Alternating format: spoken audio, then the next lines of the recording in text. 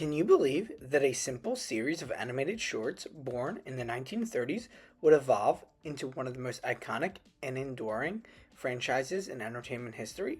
The tale of the Looney Tunes is a roller coaster of creativity, innovation, and cultural impact, with its share of ups and downs along the way. It created some beloved characters and merchandising opportunities that has spanned generations.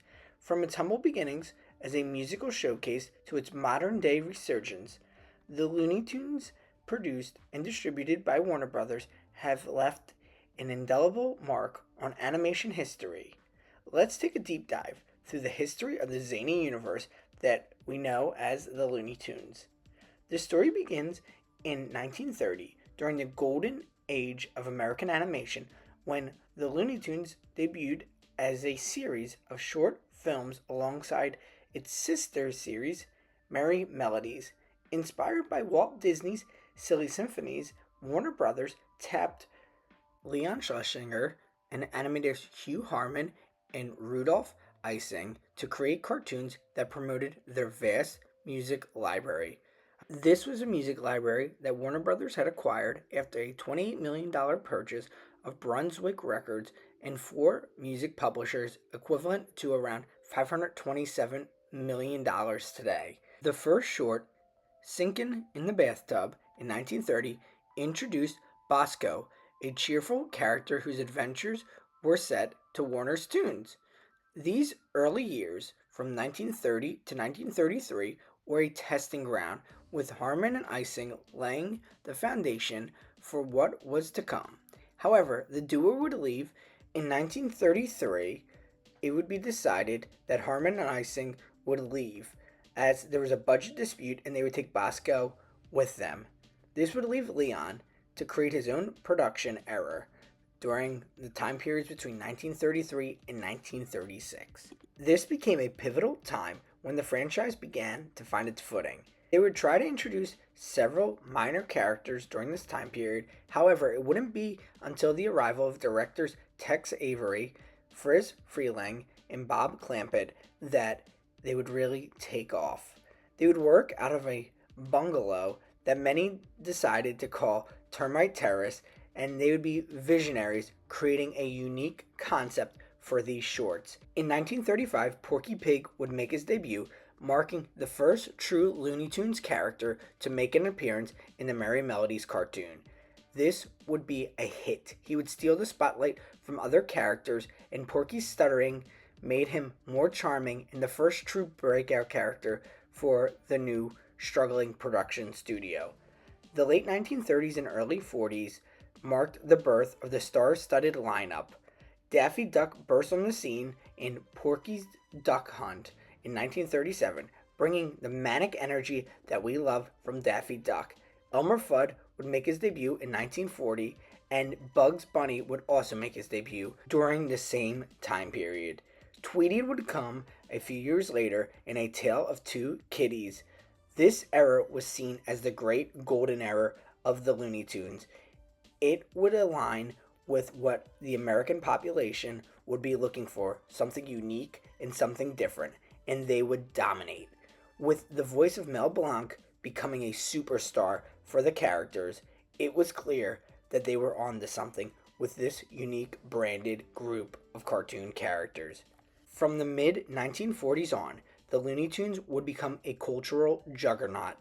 Warner Brothers would officially rename the studio Warner Brothers Cartoons in 1944 and expand the roster even further with characters like Pepe Le Pew, Sylvester, Yosemite Sam, and my personal favorite, Foghorn Leghorn and Marvin the Martian.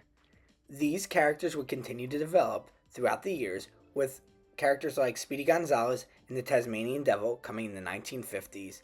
This was seen as peak creativity in cartoon during this era. They would earn 5 Academy Awards for shorts like Tweety Pie, Nighty Night Bugs, and many others, because of the unique slapstick humor that they were able to bring to these timeless cartoons. They created a unique aspect that had not been seen before. Throughout the 1960s and 70s, they would still continue to be popular and the characters would be kept alive. However, There wouldn't be another big boom from the characters until feature films like the Bugs Bunny Roadrunner movie that came in 1979 and Daffy Duck's Quackbusters in 1988. These blended new footage with old footage, making something unique. But the true explosion in popularity came in 1996 when the movie Space Jam came out. There's no doubt that the 90s was a peak time for sports and for athletes like Michael Jordan. And with this movie, they were able to redevelop the characters from the Looney Tunes and showcase them in a new light to a new audience. This created an explosion in popularity with being paired with unique aspects of the 90s, like that of video games with the Looney Tunes characters, as well as new shows like Tiny Toon Adventure that came in 1990. It created a unique aspect for the time period, marking it as a secondary golden era for the characters. This was also when we saw a popping up of Warner Brothers stores everywhere throughout malls competing with the Disney store as they were just as popular, and with Warner Brothers having a growing portfolio including that of DC superheroes, it was clear Warner Brothers with their Looney Tunes characters were on to something. This would also be the time period when they started to explore theme parks and selling the rights for theme parks.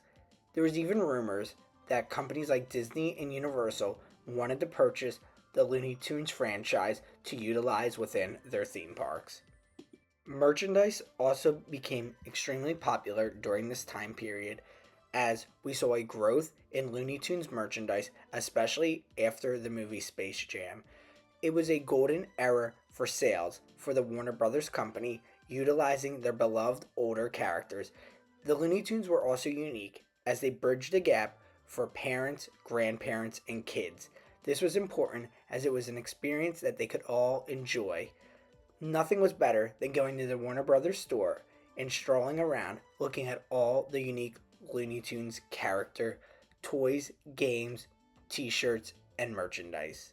The early 2000s marked almost the death of the Looney Tunes. Besides Baby Looney Tunes, that was a hit with the younger generation and younger crowd, there really was not much that kept the Looney Tunes going. Looney Tunes Back in Action was a film that was supposed to revitalize the Looney Tunes for a new era, but it really was not that successful, and it would make Warner Brothers think about how to better use the characters.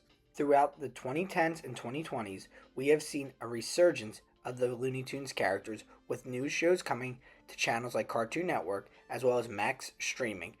Even a new Space Jam came in 2021. However, they still have not recaptured that magic of the 1960s and 1990s. It'll be interesting to see if HBO Max can raise eyebrows and create something unique once again for the Looney Tunes. They've come a long way. Let's see if the characters can continue to survive. Thank you so much for watching. What's your favorite Looney Tunes character? We want to hear from all of you.